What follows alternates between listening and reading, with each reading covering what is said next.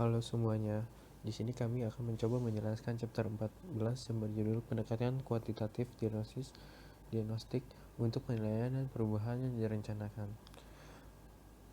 Di sini beranggotakan Martin Sahari, Guntur Putra Handinata, Mita Susanto, dan Lia Budiani. Tanpa gagasan yang tepat dan konkret tentang jenis perubahan yang ingin dilakukan oleh pemimpin, tidak ada gunanya menilai budaya. Tapi begitu pemimpin perubahan telah dengan jelas mendefinisikan masalah dalam istilah perilaku masa depan, sekarang saatnya untuk menilai budaya untuk melihat bagaimana hal itu akan membantu atau menghalangi proses perubahan. Ini dapat dilakukan dengan dua cara.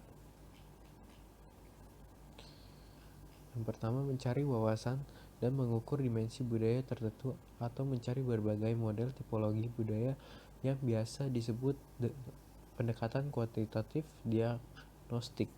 Yang kedua, mencari wawasan dengan menggunakan observasi fokus internal yang dikombinasikan dengan wawancara di individu atau kelompok yang disebut pendekatan kualitatif dialogis. Why use the typologies and why not? Saat kita mengamati dunia alami, apa yang kita lihat, dengar, cicipi, cium, dan rasakan berpotensi sangat besar. Dengan sendirinya, pengalaman mentah tidak masuk akal, tetapi pendidikan budaya kita sendiri telah mengajari bagaimana memahaminya melalui kategori konseptual yang tertanam dalam bahasa kita. Berikut konsep-konsep baru menjadi berguna jika mereka membantu untuk memahami dan memberikan beberapa urutan fenomena yang diamati. Yang kedua, membantu untuk mendefinisikan apa yang mungkin menjadi struktur yang mendasari fenomena dengan membangun teori tentang bagaimana sesuatu bekerja yang dalam giliran. Yang ketiga, memungkinkan kita untuk memprediksi sampai tingkat tertentu bagaimana fenomena lain yang mungkin belum diamati akan terlihat dan bertindak.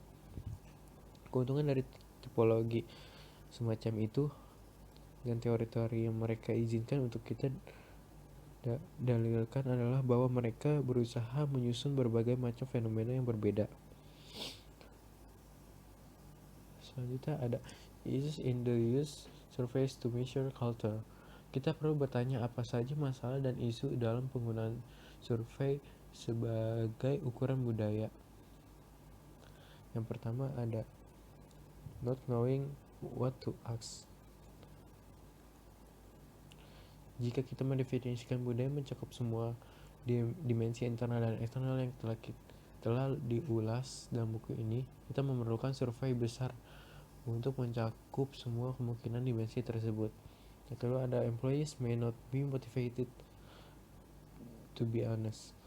Karyawan selalu didorong untuk terus terang dan jujur dalam menjawab dan biasanya diberi jaminan bahwa jawaban mereka akan dijaga kerahasiaannya. Yang ketiga itu karyawan mungkin tidak memahami pertanyaan atau mungkin salah dalam menafsirkannya. Yang keempat, apa yang diukur mungkin akurat tapi superficial. Yang kelima, sampel karyawan yang disurvei mungkin tidak mewakili operator budaya utama. 6. Profil dimensi tidak mengungkap interaksi atau pola mereka ke dalam sistem total. 7. Dampak mengambil survei akan memiliki konsekuensi tidak akan diketahui, beberapa diantaranya mungkin tidak diinginkan atau merusak.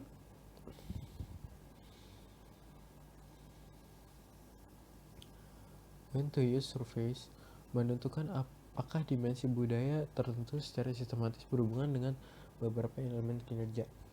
Untuk itu, kita perlu mempelajari sejumlah besar organisasi dan membutuhkan cara untuk membandingkan mereka hanya berdasarkan dimensi dan kinerja mereka. Memberi organisasi tertentu profil dirinya untuk mendorong analisis lebih dalam tentang budaya organisasi itu. Asumsinya di sini adalah bahwa skor pada dimensi yang diukur disajikan sebagai bagaimana karyawan memandang organisasi ini, bukan sebagai ukuran mutlak dari budaya. Persepsi ini kemudian dapat menjadi stimulus untuk pekerjaan lebih lanjut dalam meningkatkan kinerja organisasi. Untuk memfasilitasi peningkatan tersebut, survei menanyakan, Bagaimana Anda memandang organisasi Anda saat ini, dan bagaimana Anda ingin organisasi Anda di masa depan? Membandingkan organisasi satu sama lain pada dimensi terpilih sebagai persiapan merger, akuisisi, dan usaha patungan. Pendekatan ini dapat berguna jika kita memiliki gagasan tentang dimensi yang akan dibandingkan, dan jika kita dapat berasumsi bahwa karyawan akan bersedia mengikuti survei dan menjawab dengan jujur. Menguji perbedaan subkultur seringkali berguna untuk menguji apakah subkultur tertentu yang kami curigai ada dapat dibedakan dan didefinisikan secara objektif dalam hal dimensi yang telah dipilih sebelumnya yang dapat diidentifikasi oleh survei. Mendidik karyawan tentang dimensi penting tertentu yang ingin dikejarkan manajemen. Dalam setiap kasus, prinsip yang berlaku adalah kita harus memikirkan dengan hati-hati apakah memberi survei akan memiliki kemungkinan konsekuensi negatif atau tidak. Dan kita harus melibatkan pihak terkait dalam membuat keputusan apakah akan melanjutkan atau tidak. Dengan latar belakang ini, sekarang kita dapat melihat beberapa tipologi yang didasarkan pada kategori teoritis dan diukur dengan data survei. Yang pertama ada tipologi yang berfokus pada asumsi tentang otoritas dan keintiman. Organisasi pada akhirnya adalah hasil dari orang yang melakukan sesuatu bersama untuk tujuan yang sama. Oleh karena itu, hubungan dasar antara individu dan organisasi dapat dianggap sebagai dimensi budaya yang paling mendasar untuk membangun tipologi, karena akan memberikan kategori kritis untuk menganalisis asumsi tentang otoritas dan keintiman. Kita ke jenis organisasi. Jenis organisasi yang pertama adalah organisasi koersif. Individu pada dasarnya tertawan karena alasan fisik atau ekonomi, dan oleh karena itu harus mematuhi aturan apapun yang diberlakukan oleh pihak berwenang. Otoritas dalam organisasi koersif bersifat sewenang-wenang dan absolut. Dalam sistem koersif, hubungan teman dekat berkembang sebagai pertahanan terhadap otoritas yang mengarah ke serikat pekerja, dan bentuk lain dari kelompok perlindungan diri yang mengembangkan budaya tandingan yang kuat. Yang kedua ada organisasi utilitarian. Organisasi-organisasi ini didasarkan pada model manusia sebagai pelaku ekonomi rasional yang menukar pekerjaannya dengan bayaran, dan oleh karena itu mematuhi aturan apapun yang penting untuk kinerja organisasi secara keseluruhan. Dalam sistem utilitarian, otoritas adalah hubungan yang dinegosiasikan dalam arti bahwa karyawan dianggap menerima metode yang digunakan orang-orang di tingkat yang lebih tinggi untuk mencapai status mereka. Dalam sistem utilitarian, hubungan sejawat berkembang di sekitar kelompok kerja dan biasanya mencerminkan jenis sistem insentif yang digunakan manajemen. Karena sistem seperti itu seringkali dibangun di sekitar kinerja tugas, hubungan dekat tidak dianjurkan dengan asumsi bahwa sistem tersebut mungkin menghalangi fokus tugas yang jelas. Yang terakhir ada organisasi normatif. Individu memberikan kontribusi komitmennya dan menerima otoritas yang sah karena tujuan organisasi pada dasarnya sama dengan tujuan individu. Dalam sistem normatif, otoritas lebih informal dan lebih tunduk pada persetujuan pribadi, di mana karyawan atau anggota dapat keluar jika mereka tidak puas dengan perlakuan yang mereka terima. Nilai tipologi ini adalah memungkinkan kita untuk membedakan kategori luas organisasi bisnis utilitarian dari institusi total yang memaksa seperti penjara.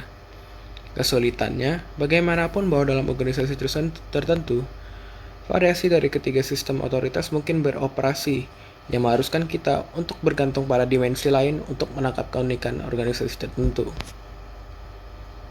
Untuk menangani variasi otoritas dalam suatu organisasi, sejumlah tipologi telah diusulkan yang berfokus secara khusus pada bagaimana otoritas digunakan dan tingkat partisipasi apa yang diharapkan dalam organisasi. Yang pertama ada autokratis, kedua paternalistik, ketiga konsultatif atau demokratif, yang keempat partisipatif dan pembagian kekuasaan, kelima delegatif, dan enam abdikatif. Kita masuk ke tipologi karakter dan budaya perusahaan. Tipologi mencoba menangkap esensi budaya dalam organisasi pertama kali diperkenalkan oleh Harrison dan Handy dengan 4 tipe berdasarkan fokus utama mereka. 4 tipe Harrison adalah Yang pertama, berorientasi pada kekuasaan. Organisasi yang didominasi oleh pendiri karismatik atau otokratis. Yang kedua ada berorientasi pada prestasi. Organisasi yang didominasi oleh hasil tugas. Yang ketiga berorientasi pada peran. Birokrasi publik. Yang terakhir ada berorientasi pada dukungan, organisasi nirlaba atau keagamaan. Charles Handy menggambarkan kesejajaran antara jenis organisasi dan apa yang diwakili oleh beberapa dewa utama Yunani. Yang pertama ada Zeus sebagai budaya klub, yang kedua ada Athena sebagai budaya tugas, ketiga Apollo sebagai budaya peran, dan terakhir Dionysus sebagai budaya eksistensial. Konsep karakter perusahaan dikembangkan oleh Wilkins yang melihatnya sebagai komponen budaya yang terdiri dari visi bersama, keyakinan motivasi, bahwa segala sesuatunya akan adil dan bahwa kemampuan akan digunakan dan keterampilan khusus. Govey and Jones melihat karakter setara dengan budaya dan menciptakan tipologi berdasarkan dua dimensi utama, solidaritas atau kecenderungan untuk berpikir sama, dan keramahan atau kecenderungan untuk bersahabat dengan satu sama lain.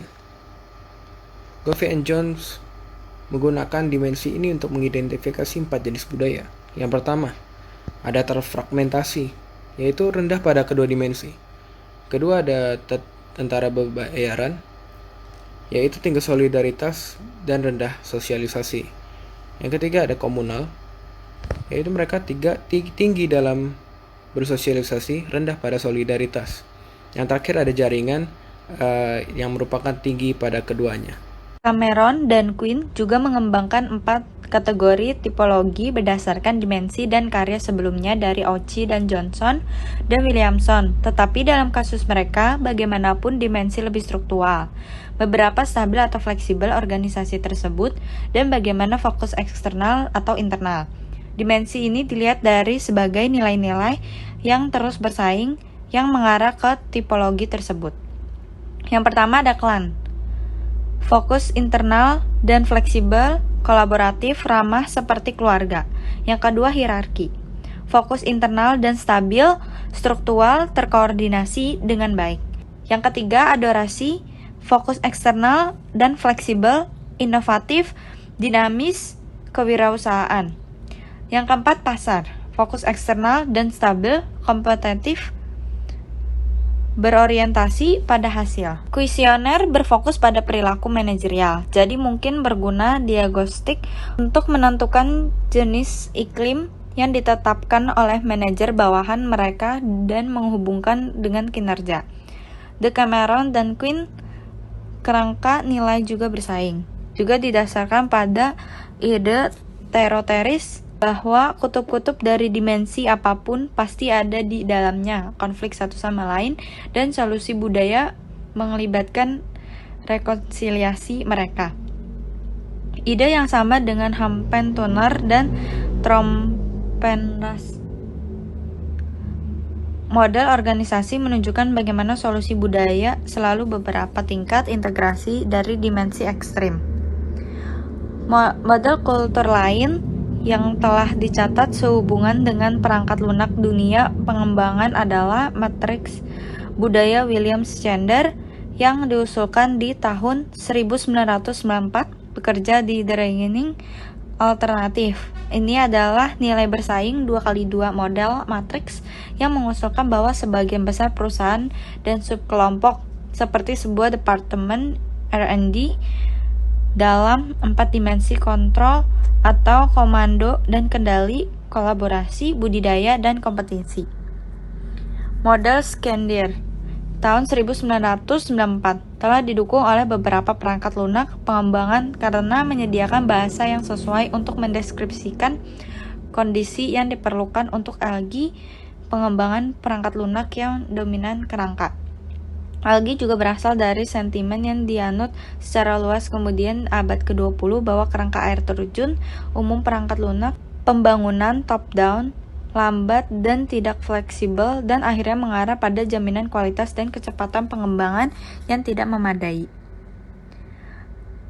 Examples of survey-based profiles of cultures. Denison. 1990 mengidentifikasi sejumlah dimensi budaya yang diduga relevan dengan hasil organisasi tertentu seperti kinerja, pertumbuhan, inovasi, atau pembelajaran. Dimensi tidak bisa mudah diukur dengan survei, peneliti, atau konsultan dapat dilengkapi dengan wawancara atau observasi. Pendekatan ini tidak terlalu mengkhawatirkan tentang membuat tipologi dan lebih banyak lagi tentang mengukur dimensi kunci dalam banyak organisasi dan kemudian menghubungkannya dengan kinerja. Survey Dension mengukur 12 dimensi di bawah 4 judul umum. Pertama, misi, arah, dan maksud strategis, tujuan, dan saran. Yang kedua, visi konsistensi. Ada nilai inti, persetujuan, koordinasi, dan integrasi. Yang ketiga, keterlibatan. Ada pemberdayaan, orientasi tim, pengembangan kemampuan. Yang keempat, adaptasi. Terdapat menciptakan perubahan, fokus pelanggaran, dan pembelajaran organisasi. Skor pada masing-masing 12 dimensi ditampilkan dalam profil melingkar dari kelompok dan dapat dibandingkan dengan norma berdasarkan sampel besar organisasi yang dinilai lebih atau kurang efektif. Human Scientists International (HSI) menawarkan pendekatan serupa dengan inventaris budaya organisasi. HSI 12 dimensi juga menampilkan sebagai profil sirkumpleks diatur sekitar 3 gaya organisasi dasar. Yang pertama, gaya konstruktif. Ada prestasi, mengaktualisasikan diri, memberi semangat humanistik, aliviasi. Yang kedua, agresif, denensif. Oposisi, kekuasaan, kompetitif, perfeksionis. Yang ketiga, gaya pasif, denensif. Penghindaran, bergantung, konvensional, dan persetujuan. Inventarisasi budaya organisasi HSI dan organisasi terkait efektivitas persediaan menawarkan analistik komprehensif yang valid secara statistik. Profiles of Cultures. Denison 1990 mengidentifikasi sejumlah dimensi budaya yang diduga relevan dengan hasil organisasi tertentu seperti kinerja, pertumbuhan, inovasi, atau pembelajaran. Dimensi tidak bisa mudah diukur dengan survei, peneliti, atau konsultan dapat dilengkapi dengan wawancara atau observasi. Pendekatan ini tidak terlalu mengkhawatirkan tentang membuat tipologi dan lebih banyak lagi tentang mengukur dimensi kunci dalam banyak organisasi dan kemudian menghubungkannya dengan kinerja. Survey Dension mengukur 12 dimensi di bawah 4 judul umum. Pertama, misi, arah, dan maksud strategis, tujuan, dan saran. Yang kedua, visi konsistensi. Ada nilai inti, persetujuan, koordinasi, dan integrasi. Yang ketiga, keterlibatan. Ada pemberdayaan, orientasi tim, pengembangan kemampuan. Yang keempat, adaptasi. Terdapat menciptakan perubahan, fokus pelanggaran, dan pembelajaran organisasi. Skor pada masing-masing 12 dimensi ditampilkan dalam profil melingkar dari kelompok dan dapat dibandingkan dengan norma berdasarkan sampel besar organisasi yang dinilai lebih atau kurang efektif. Human Scientists International (HSI) menawarkan pendekatan serupa dengan inventaris budaya organisasi. HSI 12 dimensi juga menampilkan sebagai profil sirkumpleks diatur sekitar 3 gaya organisasi dasar. Yang pertama, gaya konstruktif. Ada prestasi, mengaktualisasikan diri, memberi semangat humanistik, aliviasi. Yang kedua, agresif, denensif. Oposisi, kekuasaan, kompetitif, perfeksionis. Yang ketiga, gaya pasif, denensif. Penghindaran, bergantung, konvensional, dan persetujuan. inventarisasi budaya organisasi HSI dan organisasi terkait efektivitas persediaan menawarkan analistik komprehensif yang valid secara statistik dengan kumpulan data global, historis, dan normatif untuk disediakan bagi perusahaan menggunakan survei ini dengan banyak data komparatif. Dengan pendekatan analisis yang mendalam seperti peringatan hal-hal ini yang membutuhkan waktu dan usaha dari human research masih berlaku. Semua gravitasi analisis ini juga dapat membantu memperkuat sebuah komitmen untuk mempekerjakan perubahan serius di mana gerakan di arah yang lebih budaya konstruktif mungkin merupakan elemen penting. Perlindungan dan pemfokusan instrumen adalah pertimbangan kritis. Fokus penilaian HIS, keyakinan bersama, dan nilai-nilai yang memandu bagaimana anggota suatu organisasi berinteraksi dan bekerja. Tentunya bagaimana pekerja berinteraksi dan bekerja sangat penting, tetapi alih-alih mensurvei semua aspek dominan ini, mungkin juga menjadi penting untuk lebih fokus secara khusus pada masalah otoritas dan keintiman. Budaya organisasi O'Reilly, Chapman, dan Caldwell Profile OCP menawarkan alternatif lain. OCP membedakan atribut yang terkait dengan lingkungan kerja pilihan. Bagaimana budaya itu diekspresikan dalam lingkungan kerja yang disukai dapat berguna untuk mengantisipasi setelan karyawan baru dan susunan merek perusahaan secara keseluruhan. OCP berfokus pada 7 dimensi utama.